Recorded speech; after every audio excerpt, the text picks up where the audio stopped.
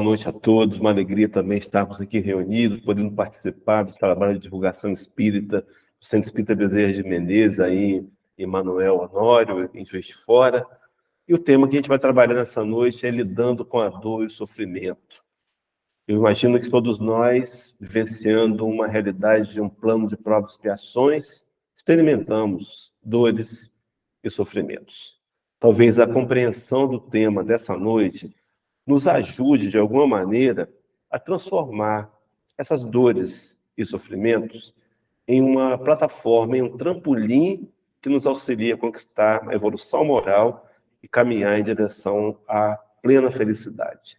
A gente roga a espiritualidade da equipe de Bezerra de Menezes, esses invisíveis deslocados aí para esse núcleo espírita, que nos influenciem, que nos auxiliem, que nos intuam, para que as palavras ditas aqui possam fazer sentido em nossos corações e nos auxiliarem em nossa luta diária. Então, para começar a trabalhar o tema lidando com a dor e o sofrimento, queria primeiro conceituar o verbo lidar. Eu fui até o dicionário e descobri que lidar significa passar por problemas e dificuldades, buscando encontrar a melhor maneira de os solucionar. Então, de alguma maneira, a própria atitude de lidar, de interagir, de buscar um contato, traz em si, no próprio conceito, a ideia de encontrar soluções. Então, lidar com alguma questão é algo positivo, é algo que pode nos ajudar a extrair benefícios, conhecimentos. Mas, enfim, o dicionário vai também dizer que lidar significa esforçar-se. Então, fica a mensagem sublinear de que quando eu decido lidar com a dor e o sofrimento, eu precisarei me esforçar de alguma maneira. O esforço, na verdade, é uma marca constante da proposta espírita. O próprio codificador, Allan Kardec, quando ele vai conceituar o espírita verdadeiro, e essa fala do codificador a gente pode encontrar no Evangelho segundo o Espiritismo 17, item 4, ele vai dizer que se reconheceria o espírita verdadeiro pela sua transformação moral e acrescenta, e pelos esforços que faz para domar suas más inclinações. Então, lidar, esforçar-se. Mas ainda vai dizer que lidar é enfrentar. Todas as vezes que pensamos em problemas, dores, dificuldades, desafios, precisamos entender que para todos eles a resposta imediata deveria ser lidar, deveria ser enfrentar.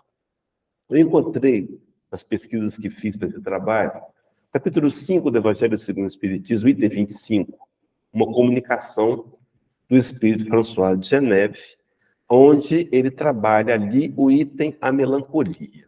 A melancolia era o termo usado na época de Kardec para designar depressão, que é a palavra atual.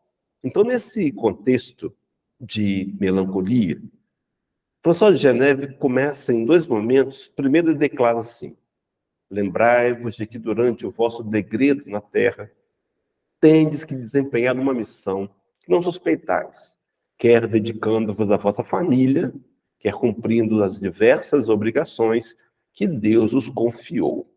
Desse recorte, eu queria frisar a questão do degredo, o nosso degredo.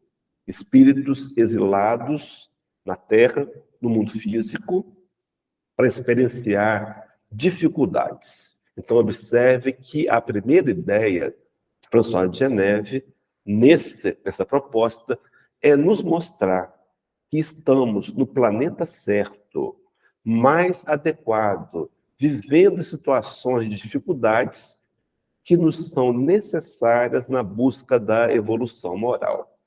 No segundo momento, essa percepção da realidade da dor precisa ser, por todos nós, absorvida. Porque, na verdade, nós vivemos de uma cultura religiosa onde a gente, muitas vezes, nega os nossos problemas. Muitas vezes, não admitimos. Muitas vezes, transferimos responsabilidades. Dizemos que estamos na condição que estamos por conta dos outros. quando, na verdade, a primeira ideia a ser alimentada para mudarmos o quadro e conseguirmos transformadores em benefícios, será perceber essa realidade da dor. Eu sei que talvez o que eu diga aqui possa chocar alguns que vão estar assistindo depois pelo YouTube, mas nós não somos vítimas. Na verdade, nós somos espíritos devedores, por isso, passando por esse degredo.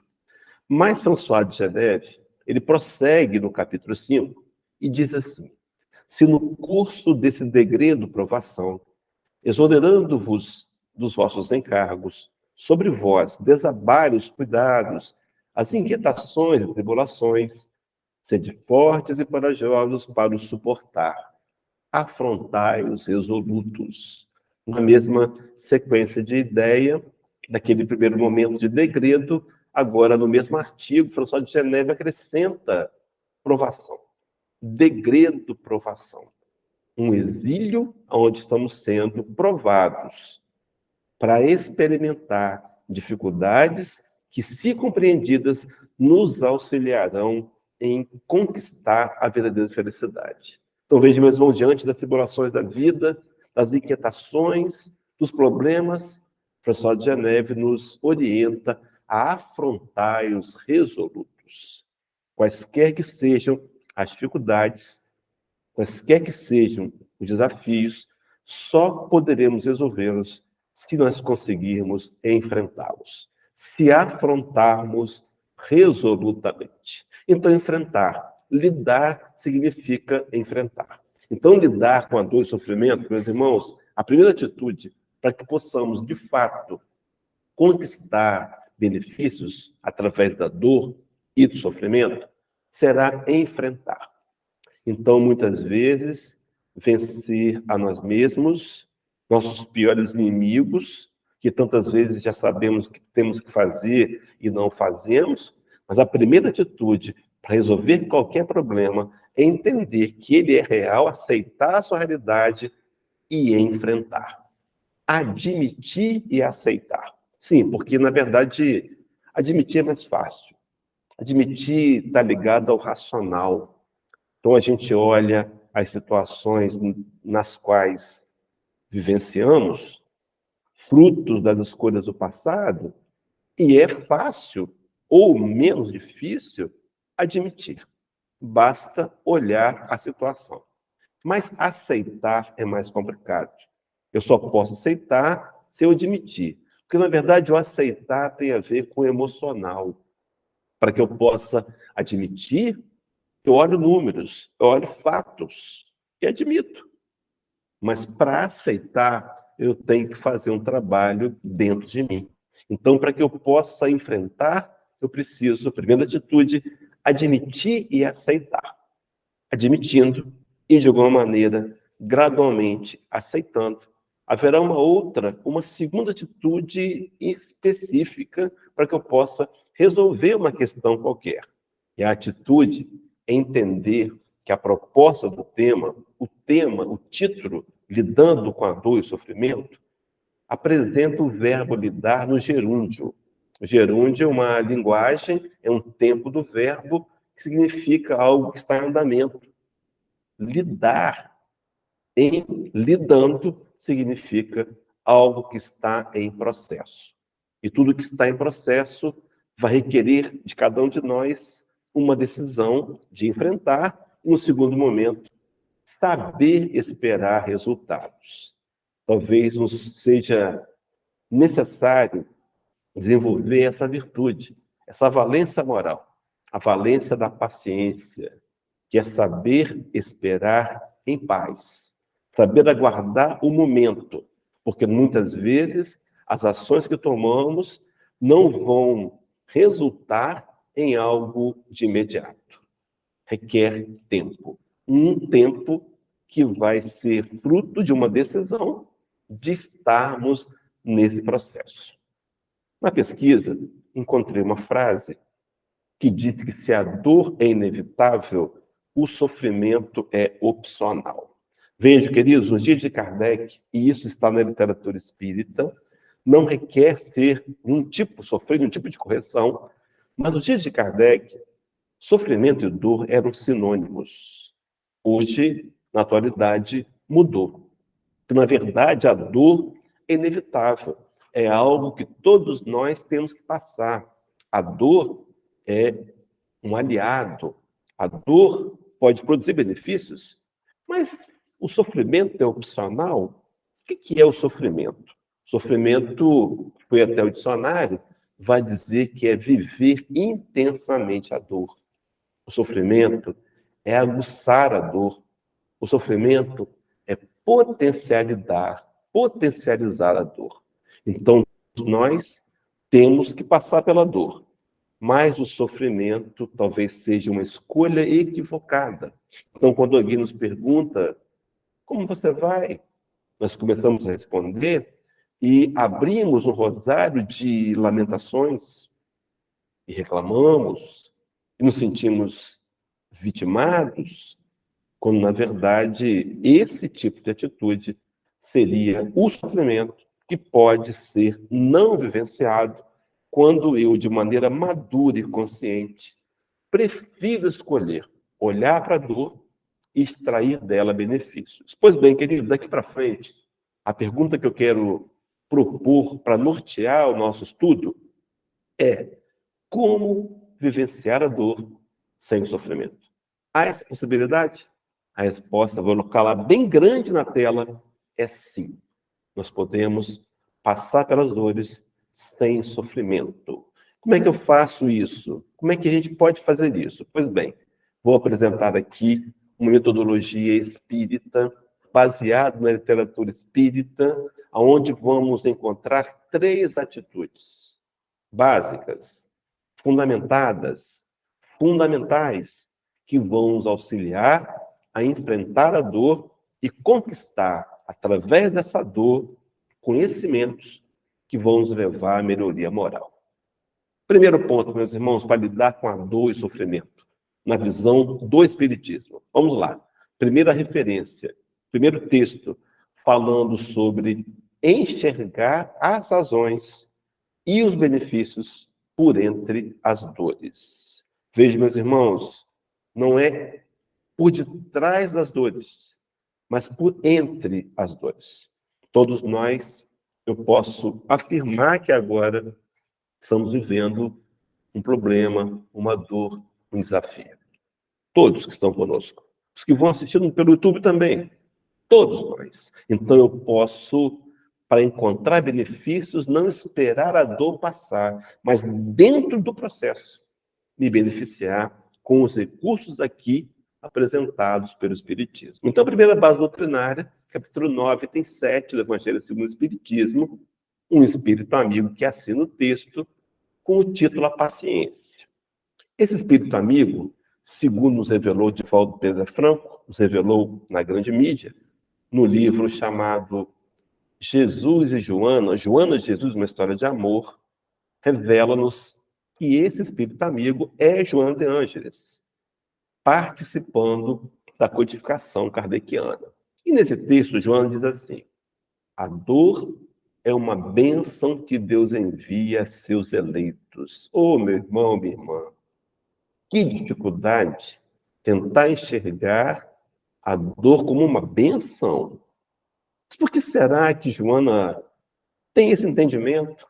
O que nos falta para compreender também que a dor é algo bom que Deus envia aos seus eleitos? E por que envia? Vamos avançar no processo, no complemento. Diz Joana: não vos aflijais, pois, quando sofredes. Então, se eu entendo que a dificuldade é uma bênção, eu não me aflijo mais. Meus irmãos, um exemplo que eu gosto de dar. Suponhamos que você esteja sedentário, não faz atividade física há muito tempo, resolveu matricular-se numa academia. Nas primeiras aulas, na primeira aula, o professor, o instrutor vai te analisar, vai preparar um material, uma série de exercícios para que você possa fazer dentro do seu condicionamento.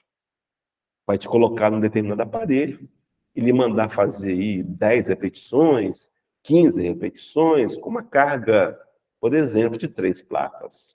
Você faz exercício, inevitavelmente chega em casa sentindo dores, por conta do tempo que você estava parado, estava enferrujado aqui no bom sentido, e você volta no dia seguinte, repete as 15 repetições com 3 placas, dói um pouco, daqui a alguns dias, quando começa a ficar fácil o exercício, o instrutor aumenta a carga.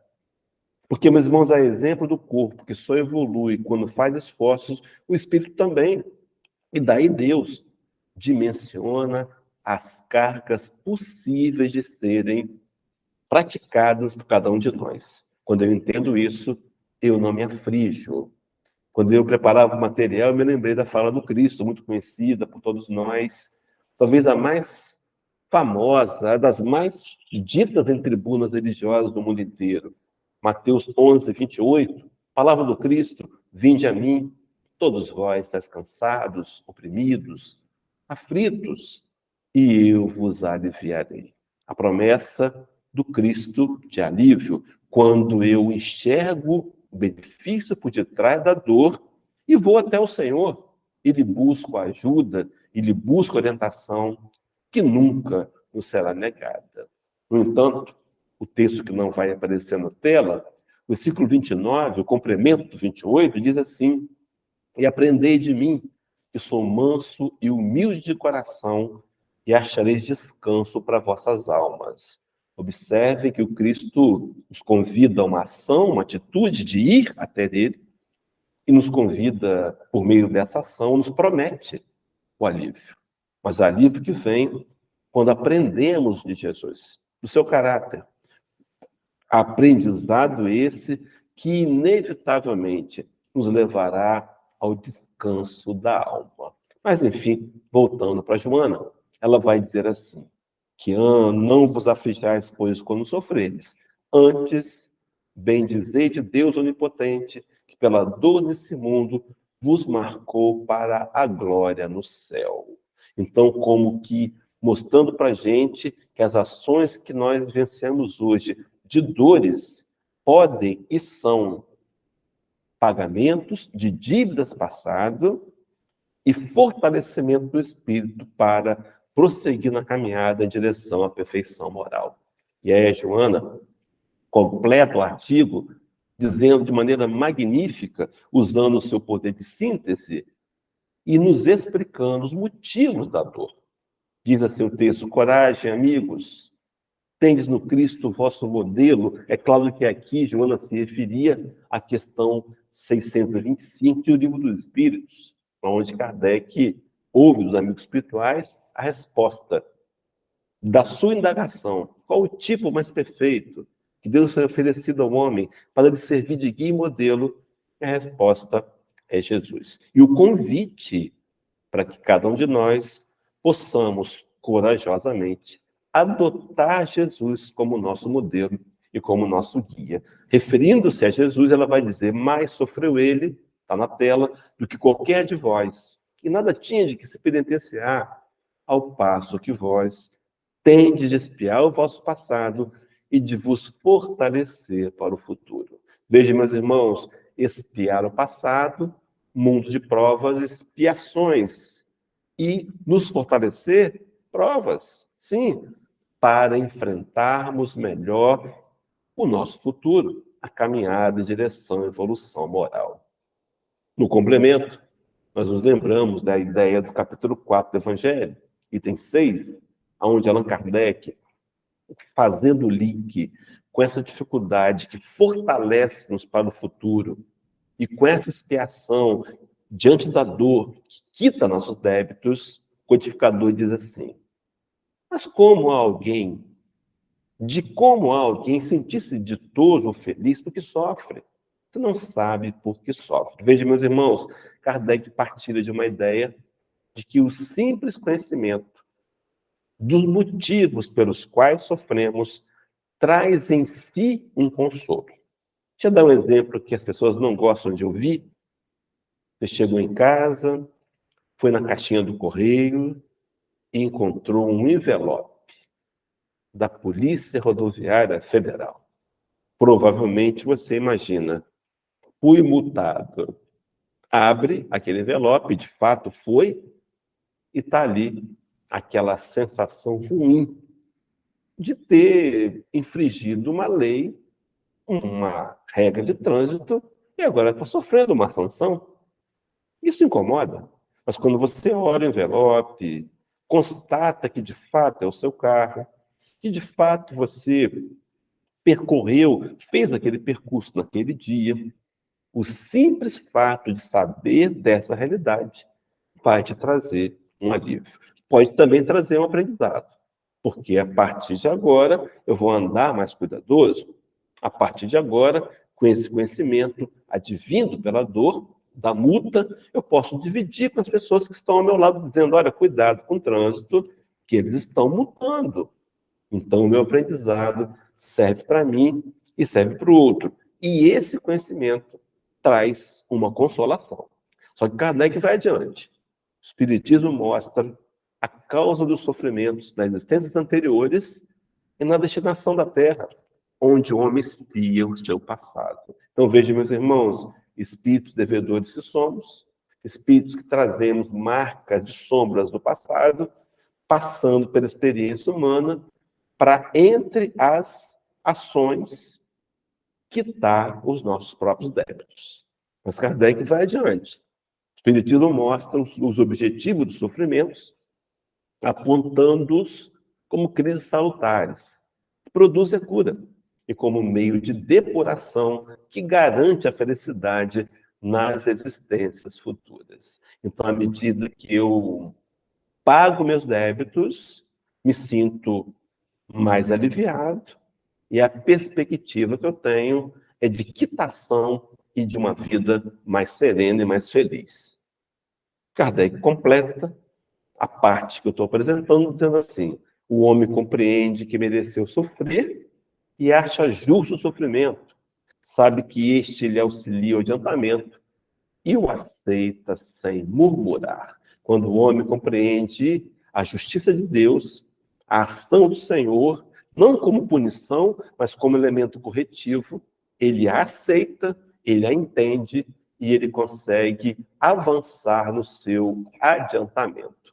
Joana disse-nos, então, voltou no capítulo 9, item 7, vós tendes de espiar o vosso passado e de vos fortalecer para o futuro. E ela fecha o artigo, para fecharmos esse primeiro item de 3, dizendo assim: sede, pois, pacientes, sede cristãos. Essa palavra resume tudo. Meus irmãos, a palavra que resume tudo não é sede pacientes, mas sede pacientes é fundamental. Muitas vezes queremos resultados para ontem, queremos algo imediato, queremos os express da vida. É preciso saber esperar. A natureza não dá saltos. Não podemos querer, por exemplo, nos acordar amanhã na qualificação de arcanjos. Não. Se quisermos estabelecer metas muito altas, é bem provável que a gente não as alcance. Em seguida, em não alcançá-las, nos frustremos. E muito comum, após frustrações por metas muito altas, infantilmente estabelecidas, nós acabamos desistindo. Então, estabeleça meta, sim, para tentar se tornar um pouco melhor do que você foi hoje. Ser mais vigilante, ser mais carinhoso, respeitar as pessoas, desenvolver o perdão, a tolerância, a paciência, entre tantas virtudes, que vão um dia culminar com o pleno amor. Mas a palavra é sede cristãos. Oh, meus irmãos, ser cristão, o que significa ser cristão? Rabi da Galileia, lá em João, capítulo 13, versículo 35, naquele episódio da Santa Ceia, dirigiu aos seus discípulos e disse: os meus seguidores serão reconhecidos por muito amar. Ser cristão é trazer, ou procurar trazer em si, as marcas do amor exemplificado por Jesus. Então, quando eu amo o problema, a dificuldade, eu amo a multa, eu procuro amar aquelas situações à minha volta. E quando eu as amo, eu as aceito. eu entendo e eu começo a perceber que eu posso lidar melhor com as minhas dificuldades. Colocada essa primeira ação, daqui a pouco eu volto repetindo as três. A segunda ação, proposta pelo Espiritismo, para que eu aprenda a lidar melhor com a dor e o sofrimento, será compreender os limites divinos das provações. Essa é uma bênção que o Espiritismo nos propõe, meus irmãos, talvez uma das falas mais consoladoras da literatura espírita, na minha opinião. Santo Agostinho, capítulo 14, Evangelho segundo o Espiritismo, no seu item de número 9, ele diz assim: Deus não dá prova superior às forças daquele que a pede, só permite as que podem ser cumpridas. Há um grau de suportabilidade pessoal que é respeitado durante o chamado planejamento reencarnatório. Então, o espírito, do outro lado da vida, na erraticidade, compreendendo racionalmente, sem máscaras, o seu grau de dívidas, pode pedir, naquela dita reunião, uma pena, uma dificuldade grande. Mas se ele não puder suportar essa dificuldade, ela não lhe será permitida. Meus irmãos e minhas irmãs, escutemos com o coração. Então, a dificuldade que você enfrenta hoje é algo possível. Se Deus não deu contigo, não lhe daria.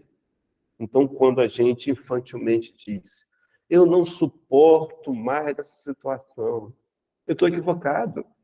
Porque se Deus me permitiu passar por ela, é porque ela pode me trazer benefícios. Veja, meus irmãos, que interessante.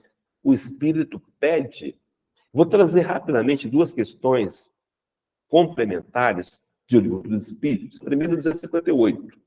Allan Kardec, indagando na espiritualidade, perguntou-lhes assim: quando na erraticidade aqui já citei o período entre duas encarnações, não é? Já comentei isso da outra vez que eu tive aqui, ou foi numa anterior, quando eu conheci o Espiritismo, morava em Juiz de Fora,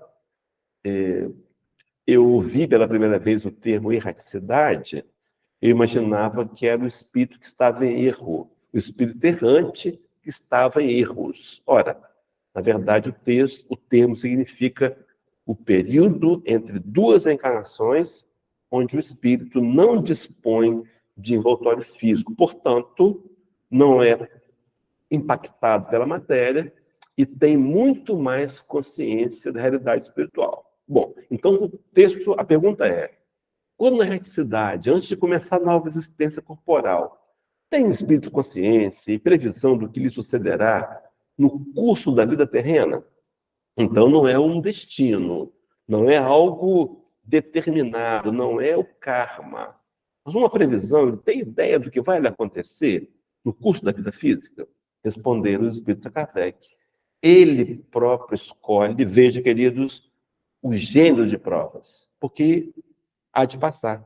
E nisso consiste o seu livre-arbítrio. Então, ele quer passar por dificuldades que ele possa ter produzido em outros, na intenção de agora se sentir resignado e vencer a dificuldade. Então, ele próprio pede. Mas há um livre-arbítrio parcial, limitado, porque Deus só concede a prova que ele pode suportar. Kardec, diante da resposta dos amigos espirituais, desdobra, aprofunda a pergunta, e na 258A, que ele vai perguntar: então, não é Deus que lhes impõe as tribulações da vida como castigo? Kardec vem de uma cultura católica, não é? Família católica, estudou numa escola protestante, Instituto Verdun, e conhecia a teologia de um Deus que pune, um Deus que castiga. Deus não castiga, meus irmãos. Na visão espírita, Deus ama. E por amar, ele cria. Cria espíritos, cria leis e cria planetas. À medida que o espírito compreende a lei, ele vai vivenciando experiências humanas, vai se depurando e vai alcançando a felicidade. Deus não castiga. Somos nós mesmos, que por conta das escolhas equivocadas do passado, colhemos o que semeamos e nos autocastigamos. Mas nós podemos mudar o quadro. Podemos mudar esse quadro. Chico Xavier tem uma das suas frases mais conhecidas, onde Venerando vai dizer que ninguém pode voltar atrás e fazer um novo começo. Não podemos voltar nas encarnações para corrigir os erros, mas qualquer um pode recomeçar agora e fazer um novo fim, dizia Francisco Cândido Xavier. Nós podemos mudar de ações agora para colher novos resultados e melhores amanhã. Bom, feita a pergunta, então não, Deus castiga? Responderam os espíritos a Kardec. Nada ocorre sem a permissão de Deus, porquanto foi Deus quem estabeleceu todas as leis que regem o universo. Mas observe, se um perigo vos ameaça, não foste vós quem o criou, e sim Deus. No entanto, vosso, porém, foi o desejo de a ele vos submeterdes, ou vos expordes, por haverdes visto nisso um meio de progredirdes, e Deus permitiu. Então, com a visão do espírito imortal, querendo quitar nossos débitos, pedimos as provas, vimos nela possibilidade de progresso, Deus viu que nós podíamos passar pelas provas porque elas atendiam o nosso limite de suportabilidade, então Deus permitiu. Mas Deus não dá prova superior às forças daquele que a pede. Só permite as que podem ser cumpridas. Há uma fala de Paulo de Tarso, e eu cogito aqui que Santo Agostinho e Paulo de Tarso se leram, provavelmente, porque na primeira carta que Paulo escreveu aos Coríntios, capítulo 10, versículo 13, está registrado algo que vai ser também reafirmado pelo pensamento de Santo Agostinho. Paulo dizia assim: não vos sobreveio provação que não fosse humana, mas fiel é Deus, que não vos deixará ser provados além do que podeis suportar. Juntamente com a provação, Deus lhes dará o escape. Mas, Hélio, eu não estou vendo escape? Provavelmente, porque o irmão ou a irmã não aceitou a prova. Estamos ainda na lamúria, na rebeldia, na revolta. Quando aceitarmos a prova, provavelmente receberemos o alívio. Terceiro e último ponto da metodologia para podermos passar pela dor e pelo sofrimento, lidando de maneira produtiva. Nós trouxemos o capítulo 5, item 13, da Evangelho segundo o Espiritismo, dos motivos da resignação. E a fala também é de Allan Kardec, dizendo-nos assim: buscar a visão espiritual na assimilação dos fatos da vida será a terceira ferramenta. Diz o texto: o homem pode suavizar ou aumentar o amargor das suas provas, conforme o modo por que encare a vida terrena. Meus irmãos, será que nós temos aumentado o amargor das provas, nos lamentando, reclamando, revoltados contra Deus? Mas será que eu posso também suavizar? Como é que eu suavizo quando eu encaro a vida terrena com os olhos do Espírito? Seria nesse sentido? Vamos avançar. Ora, aquele que a encara pelo prisma da vida espiritual apanha num golpe de vista a vida corpórea. Vivenciar a vida material, compreendendo que ela é apenas algo passageiro, que serviria para desenvolver virtudes do espírito mortal, é a visão do espírito. E isso vai, meus irmãos, de alguma maneira, diminuir a intensidade dos sofrimentos. Quando a gente consegue enxergar com os olhos do espírito. Há uma questão do Livro dos Espíritos, a 918, a questão que vai introduzir o conceito que Kardec apresenta com relação ao homem de bem. Nessa questão, Kardec pergunta: por que indício se pode reconhecer em um homem a sua evolução moral que o elevará na hierarquia espírita? Os amigos espirituais, trabalhando também o poder de síntese, o mesmo que Joana tem, que espíritos evoluídos têm, dizem muito com poucas palavras, resumem a 2 pontos fundamentais. Pontos esses que pode ser para você e para mim, como um parâmetro de avaliação se de fato eu estou no caminho correto da ascensão moral. Respondendo a Kardec, o espírito prova sua evolução moral quando todos os atos da sua vida corpórea representa a prática da lei de Deus. É claro que não fizemos ainda isso. Todos os atos da vida? Não. Mas eu tenho tentado compreender a lei de Deus. Eu participo dos estudos da casa, presenciais e virtuais. Eu sou assíduo, faço culto no lar, estou em dia com a minha leitura. Ora, se eu aprendo e começo a tentar aplicar na minha vida, eu estou no caminho correto, me esforçando para um dia cumprir na totalidade. Só que Kardec acrescenta, os espíritos acrescentam a Kardec, dizendo que ainda há um outro ponto. Ele prova a sua evolução quando antecipadamente vivencia a vida futura. Ele está encarnado, vivenciando o chamado esquecimento temporário do passado, mas ele começa a tentar olhar pelo prisma da vida espiritual. Ele decide, ele escolhe, sabendo que é um espírito, que muitas vezes vai passar por prejuízos, porque prefere não devolver o mal com o mal. Mas, enfim, Kardec prossegue dizendo: a certeza, então, de um próximo futuro mais feliz o sustenta e o anima, e, longe de se queixar, agradece ao céu as dores que o fazem avançar.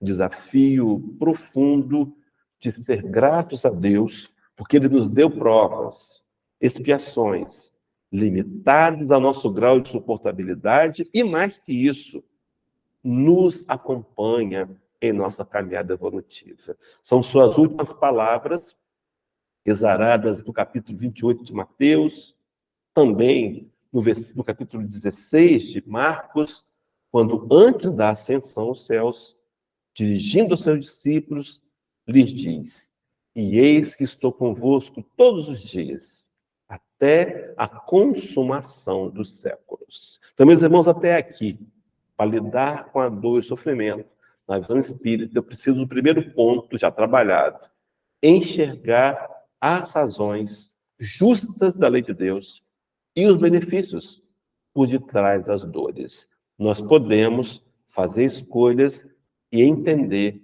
que as dores que vivenciamos escondem em si profundos benefícios.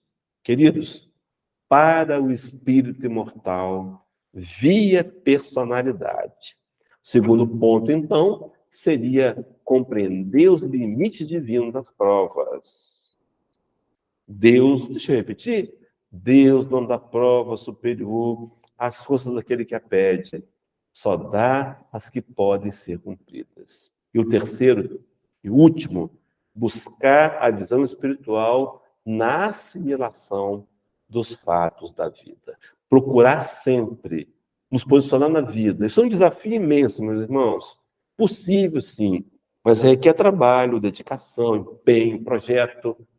Enxergar a vida, os fatos da vida, assimilá-los com a visão do espírito mortal. Nós dissemos no início que o sofrimento é uma opção, o sofrimento é uma escolha, que nós podemos estar alimentando inconscientemente, muitas vezes por hábito. Há pessoas que reclamam de tudo, há pessoas que nunca estão satisfeitas, elas vivenciam um descontentamento intenso, por força do hábito. A resposta nós já aprendemos. Começar a agradecer. Agradecer pelas dificuldades. Agradecer a Deus por tantos benefícios. Se pararmos para fazer um somatório, vamos perceber que há muito mais a agradecer do que a reclamar.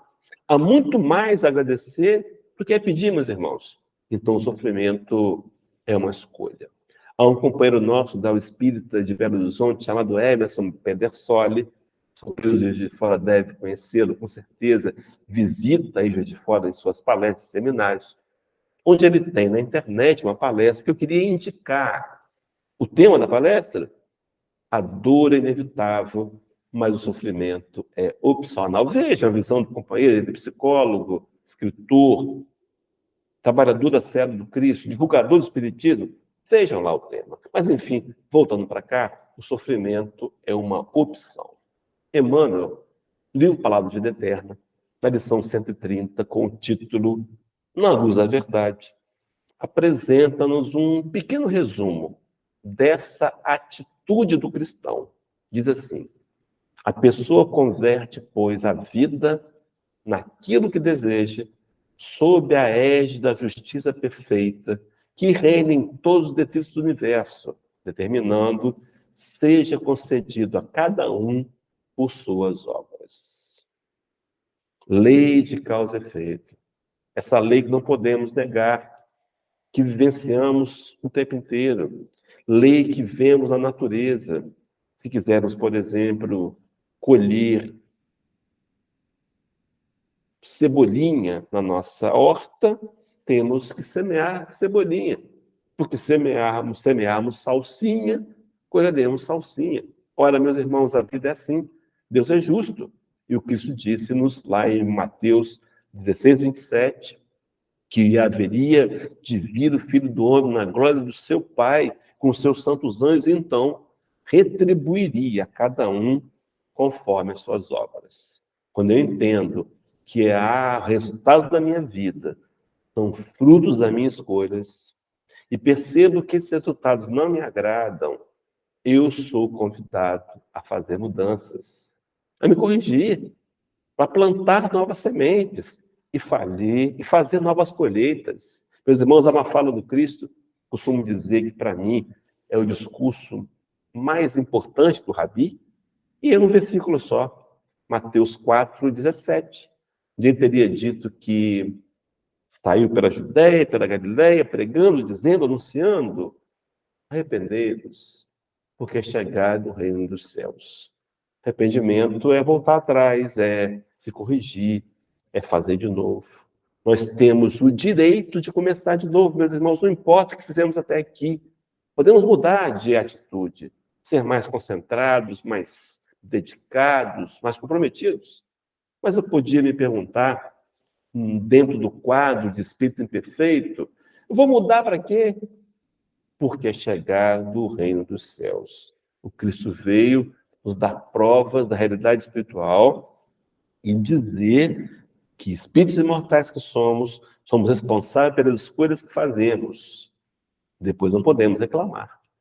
Há uma fala atribuída a Pablo Neruda, famoso poeta chileno, onde ele vai dizer que nós somos livres para fazer escolhas, mas que, ao mesmo tempo, somos escravos das consequências.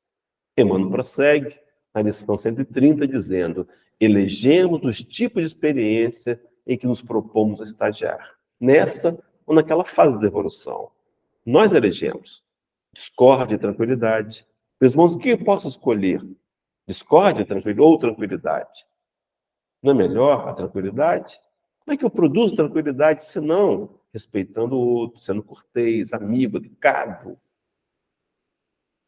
Ação e preguiça. Escolhas. Podemos ficar na inércia, paralisados, esperando que as coisas caiam do céu, ou agir. Também escolha erro e corrigindo. Meus irmãos, nós continuamos errando, involuntariamente, mas escolher corrigir é uma decisão pessoal. E, por fim, ele diz: débito e resgate são frutos de nossa própria escolha. Então, a grande opção, para a gente poder concluir e depois até abrir para os companheiros fazerem questionamentos aí, a opção é amar. A melhor opção é amar. A melhor decisão é amar a tudo. A Deus, ao próximo, a nós mesmos, as dificuldades, as grandes coisas, as pequenas coisas. Até porque essa é a realidade. Nós estamos encarnados nesse planeta de provas e expiações, vivenciando uma experiência humana, espíritos imortais que somos, na intenção de aprender a amar. O grande objetivo da nossa vida é aprender a amar. O grande objetivo, a grande proposta a ser assimilada, aceita e implementada é aprender a amar. Eu quero terminar deixando na tela um provérbio português que diz que não há bem que sempre dure, nem mal que nunca se acabe. No livro Boa Nova, capítulo de número 30, quando fala de Maria de Nazaré, narra-nos Humberto de Campos que após Maria ter ido morar na Chopana, em Éfeso, do alto da colina, lá com João Evangelista, que a acolheu. Os transeuntes ficaram sabendo que Maria estava ali. E esses homens foram em busca dela, em busca de consolo, em busca de paz. E Maria, diz o texto, que recebia aqueles homens de maneira maternal. Buscavam acolhiam-os e os esclareciam, contando passagens do Evangelho. Meus irmãos, o Evangelho tranquiliza, o Evangelho consola. A tribuna espírita precisa ser um local de consolo e o Evangelho consola. Enfim, consolava aqueles homens. E ao despedi-los, Maria dizia: filho, filha, essa frase, meu irmão, é para você, é para todos nós. Para o internauta que vai ver depois, Maria dizia: filho, filha, tudo passa. O que não pode passar é o desejo da construção do reino de Deus em nossos corações. Estamos aqui, meus irmãos, consolados, confortados, entendendo que a nossa dor está dimensionada para nos servir como ferramenta de progresso. Talvez não esteja sendo, porque ainda infantilmente eu tenho militado na revolta, na reclamação.